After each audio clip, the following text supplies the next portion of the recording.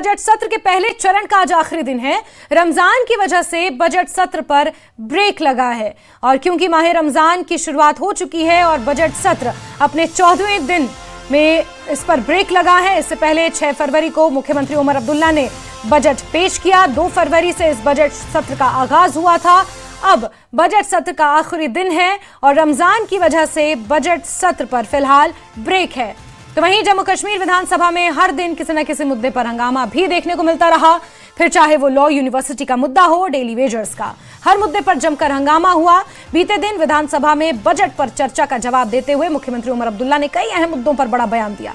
इस दौरान मुख्यमंत्री ने डेली वेजर्स को लेकर सरकार का प्लान क्या है, सरकारी नौकरियों पर कितना बड़ा भर्ती अभियान शुरू करने जा रही है और जमीन माफियाओं का क्या होगा, इन सब मसलों पर भी जवाब दिया। क्या कुछ कहा मुख्यमंत्री उमर अब्दुल्ला ने, सुनिए।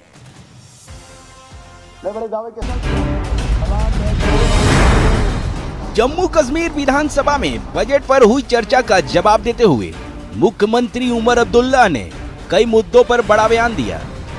सीएम ने डेली वेजर्स, रोजगार और पर्यटन क्षेत्र पर अपनी बात रखी। विधानसभा सदस्यों को उनके सवालों पर आश्वस्त किया।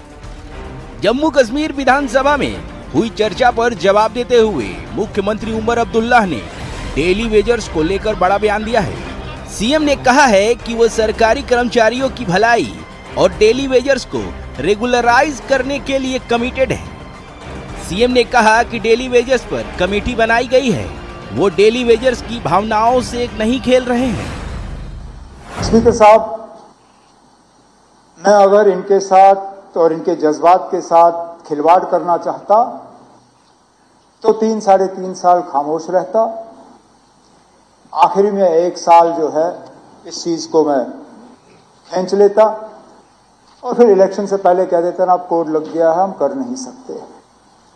ये डेली रेटेड वेजर्स जो हैं, ये टेम्पररी वर्कर्स, सीजनल, एडहॉक, ये अभी के लगे हुए नहीं हैं, लगातार पिछले 20-30-40 साल से लगते आए हैं। इन लोगों के रेगुलराइजेशन का सिलसिला एक लीगल, फाइनेंशियली वायबल तरीके से इंशाल्लाह हम इस फाइनेंशियल ईयर में शुरू करेंगे। वहीं सरकारी विभागों में खाली पड़े पदों को लेकर विधानसभा में सीएम उमर ने बयान दिया। उन्होंने बताया कि करीब 6000 पोस्ट भर दी गई है और अब 30,000 से ज्यादा पोस्ट भी भरी जाएगी। स्पीकर साहब, ये सही है, हमने कहा है कि हम लोगों को नौकरी में लगाएंगे और शुरुआत भी की।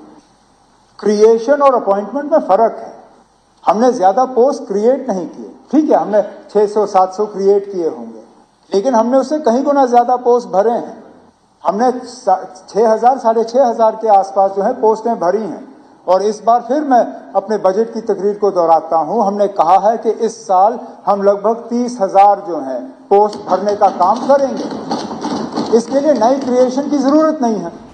विधानसभा में सीएम उमर अब्दुल्ला ने जमीन पर कब्जा करने वालों पर बड़ा एक्शन लेने का ऐलान किया है। सीएम का कहना है कि बड़े जमीन कब्जा करने वाले और जमीन हड़पने वालों के खिलाफ कार्रवाई की जाएगी।